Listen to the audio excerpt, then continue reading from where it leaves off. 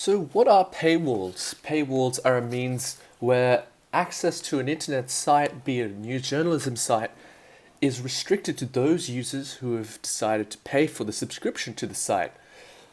Now, I find it interesting because this really goes into the dilemma that we face as a media-loving population, as a global media-loving population. Genuinely, access to the media is so readily available. I used to love reading the Sydney Morning Herald on the train, on the bus, on my phone. Nowadays, I can't access it after I've read 5 articles in a month because there is a paywall service in place to regulate those articles that free users can use.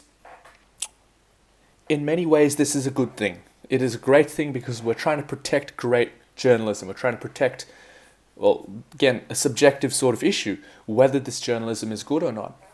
But on the contrary, my fear is that the enforcement of paywall regulations may oust the ordinary person's ability to access the news. It would force them to go to sites like BuzzFeed, like Twitter, like Facebook for their news. Whether this is a good thing or not is up to you, but in my opinion, I believe that forcing people to pay for the news may somewhat encourage people to go to other sites of less quality. Sure, you might be saying, well, hold on, look at what was said in the articles.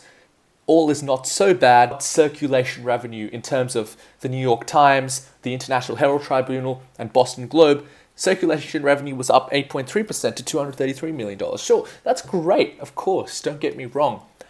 That is one example. Sure, and then Dan Gilmore in his article explores how, with regards to the New York Times, subscribers have initially, there were about 250,000, now they're about 1 million. This is all fantastic, but my fear is for the long term. How long can we sustain this genuine interest in the news? And more so, the news sites that we're talking about, sure, they are great newspapers, but will they stay that way? Are they going to remain the peak of information just below scholarly resources? That's my question, because at the end of the day, the news is for everyone. It needs to endeavor to uphold a standard of good writing because people trust the news. They will read something and they will believe it. Not everyone can question what they read.